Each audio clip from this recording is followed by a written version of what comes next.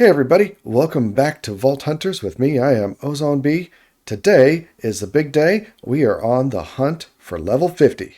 It's going to be vaults and vaults and vaults and more vaults until that accomplishment has been met. So let's jump right into it with another Seal of the Challenger raffle vault, trying to get that elusive end of the week prize. So here we are. I got candy bars and pearls ready to go. Let's see if we can get this done in under 5 minutes and hope we got something good. Frail, unlucky. Not that that matters that much. And 3 obelisks, which is good. Ooh, an aquarium room. I do love these rooms. Does that have an obelisk? No, it doesn't. All right, well, we're moving on. Going backward. And we are just not having any luck with these obelisks. Okay, obelisk number 1. Of course, it's in a frickin' lava room. I hate these things. I got mobs on my tail, moving super fast. Gonna get knocked in that lava, I can tell. Let's get out of here. An end crystal room. Nice, but I want an obelisk. It's an Old West room. Can't really see anything. There could be an obelisk in here, but there's not. Oh, time is moving so fast. We've only got a minute and a half left, and I've still got 2 obelisks. This is going to be another bust. I've already been through here. Is there one down there? No. Okay, there's an obelisk. I think I'm out of time, though, and that's so frustrating. Yep, there goes the time. Ah, so frustrating. So I went back to the end room and the aquarium room to loot what I could before finally moving on to find the last obelisk. Alright, so I've had my fun looting. Now it's time to actually fight the boss, or find all the obelisks. There's an obelisk.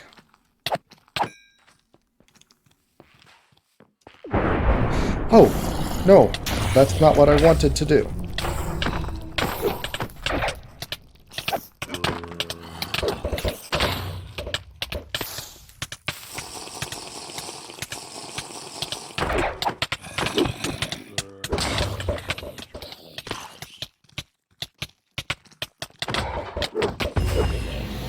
Oh my word.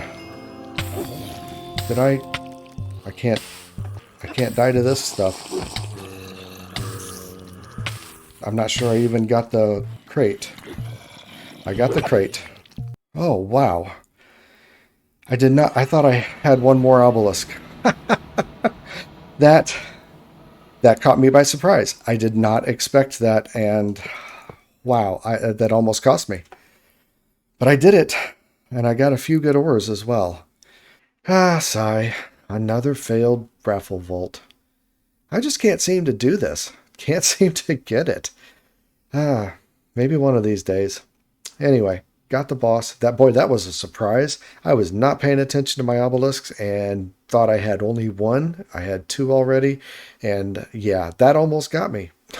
Almost got me. But ended up making it happen. Thank goodness for the Eternal. I think he saved my butt there. And yeah, halfway through 48. Time to run another. This will have to be just a regular one. Oh, and let's see what kind of relic we get. We get another cupcake. I have some of the cupcakes, but I don't have that one. So, only 1 more of the dragon set and the cupcake set in order to finish these relics. Vault number 2. Let's see what we get. It's a random one. Difficult and slowed. Not so great. We got a lot of obelisks to get. 6 obelisks.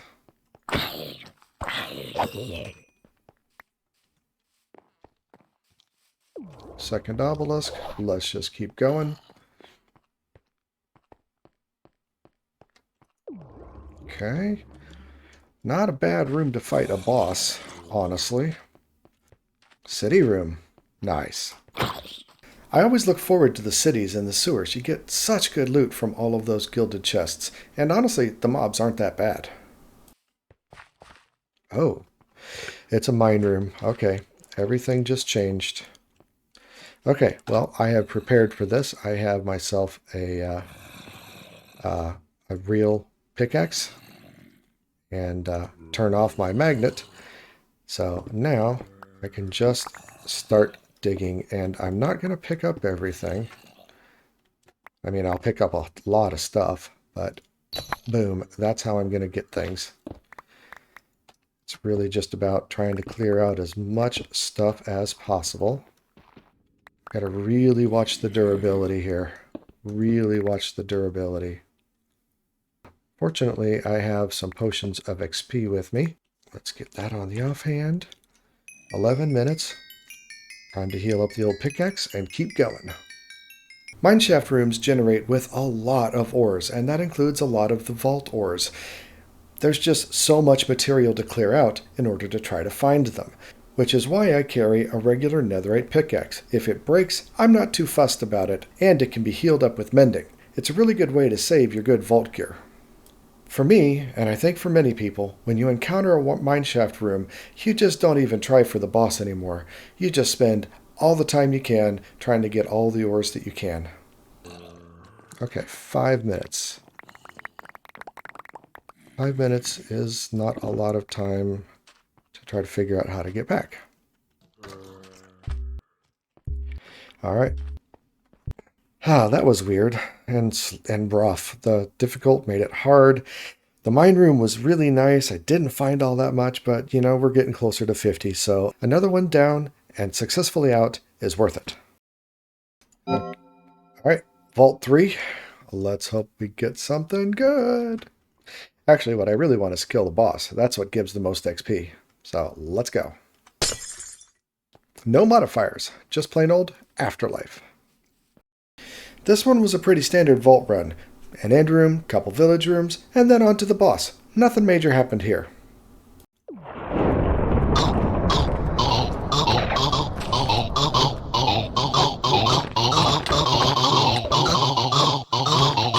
Yeah.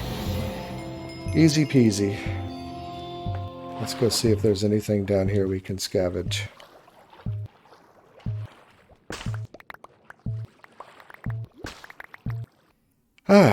A third of the way through 49. We are getting there. Aha, got a relic. What did we get? The dragon chestplate. I've already got that. That's the third one. Oh, well. So one of the things that I've been doing with all the boss crates is keeping these things as unidentified items. And in order to do that, I take the boss crate, stick it on the hopper here, and all of my unidentified gear shows up here. And I've also been saving pretty much all of the vault gear that I can, because all of these things that are Scrappy Plus can roll differently once I hit level 50. All of these things that are unidentified could become common when they might otherwise become Scrappy Plus.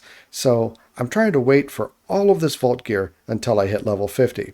The other things like choice flasks and trader cores and statues are here because I can actually put those into my danks and then they will stack inside my danks. But once they have the NBT data associated with them, they won't stack. So you've got to do it this way where they've never touched your inventory, and then they'll stack in your danks, and that's one less thing I have to worry about. I've yet to set that up, though, obviously. Now that I think about it, I can actually put these things into my danks. A couple episodes I got a dank one from a mod box, and I'm setting this one up to be voiding all of the junk that I generate. So stone bricks, cracked stone bricks, black concrete, mossy stone bricks, the bars, the doors, all this stuff should stay out of my inventory and will get picked up by the dank, and because it's currently set at a void pickup, any excess will just be voided. Which it has been working and it's been really great. But I've got this other dank for blocks where I was putting stone brick, cracked stone bricks, and the doors and bars because it was keeping them out of my inventory. But now that I don't need these in this dank anymore because it's going into the other dank, I should be able to take these items out of here, switch this over to a regular pickup, or actually probably replace other blocks in here because I like the theming of the blocks.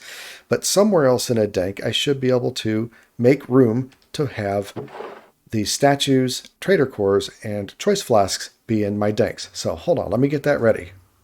I made some room in my mob drops. I really do like to try to keep things together, but for the time being, this will have to work. And I understand that if I cue something out of here and then pick it up, it should go into my dank. Yes, it does. And it is now the unidentified gifter statue. So all of the gifter statues like this that I pick up later on should stack in here. You really have to be careful about this. If you remove a stack of these gifter statues out, they will all get the same NBT data and all yield the same item, which is not what they're intended to do. So you really want to try to be very careful about this and pull these out of here carefully. The same goes for vault gear, trader cores, choice flasks, anything that doesn't have any NBT data assigned to it when it's in a boss crate. When it hits your inventory, that's when it gets the data assigned. So you can pick them up in your danks by making slots like this available. It does help when you're looting, but it is a little trickier when you're going to bring them back out and use them. And there we go. We got our statue, choice flask, and trader core in here. But that's enough distractions for now. Let's get back into running some vaults. All right, next vault, and let's hope it's a good one too. If I can beat the boss in this one, I don't think it'll get me to 50, but you know, we'll keep running them. Ooh, hunger, but yielded is nice. This was another pretty standard vault run. Well, standard except for this. Oh, it's a Witchskall. All right, Witchskall. I don't know if you get anything special from a Witchskall, but the gilded modifier was nice for getting all those chests, and the hungry modifier kind of sucked. But all in all, the run went pretty smooth and made it to the final boss.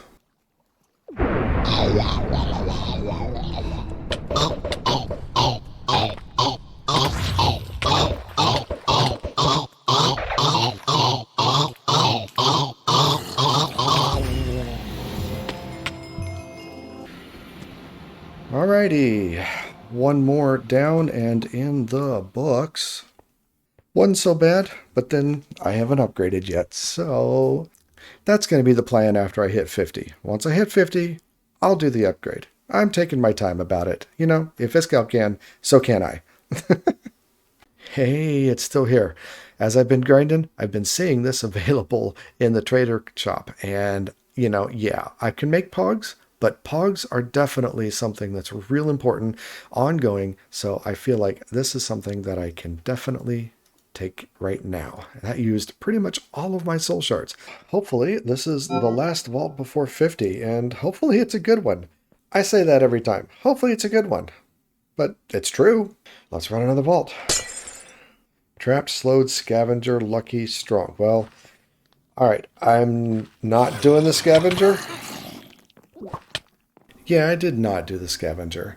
I did have some pretty decent luck in a crystal room, but otherwise it was mostly just standard chests and running from all the mobs. In the end, I did a little soul shard farming at the exit before bailing when the time ran out. Ooh, is that enough? It's enough! It's enough! It's enough for 50. Wow. So goal met, even though that vault really kind of sucked. Ooh. I am a little worn out from all that, but I feel really good about it. 15 unspent skill points. And you know what they're going on?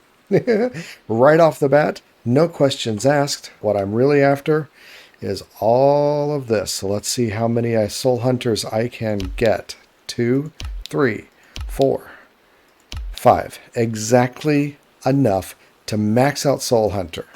Because the shard store is just pretty overpowered when it comes to getting really good stuff. And that's what I want to be focusing on as I continue to grow in the vaults. Now it's time to put this stuff away and get back to business. Well, in spite of it being a kind of a crappy vault, 3 legendary ores is pretty good and makes it all worthwhile. Additionally, you can see I have 2 trader cores here. So somewhere along the way, I did get a trader core and it did go into my dank, which means that it is working. I didn't get any more statues or another choice flask, but again, I definitely need to do something special, like just cue that out onto the floor and then put my dank up and go pick it up. So now it's in my inventory and now I get something. Oh, a vault sword. That's surprising. Now it's time to start rolling all of this gear that I've been collecting. My sword is about dead. It's not that good, but it does have good damage. And so I'm really interested in finding another sword. Now you may be asking, but wait, aren't you going to put that into a dank so they start to stack? No, this is actually different. The vault gear that you get from the bosses actually already has some NBT data associated with it, and so it doesn't stack with the stuff that you find in the vaults.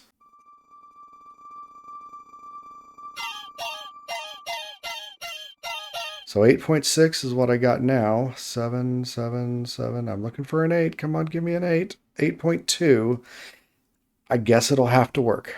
And it's just a scrappy, but you know, I do also have the Vault Blacksmith, so maybe I can actually make something. All right. My helmet has almost had it too. So I'm looking for 4 armor on a helmet, so let's roll these up and see what we get. 3, 3, 2, 2, 3, 4. 4. 4. All right, well, I've got 3 of them that are at least as good in terms of armor as these guys. And, you know, this one's probably best with a 3% parry. Yeah, sure. That'll be my new helmet. All right, well, at least I got something out of it. Let's go with the leggings and the chest pieces now. Generally, they look like garbage. Ooh, not that one. 6 leggings Omega? That looks pretty darn good. I don't think the chest plates are any good.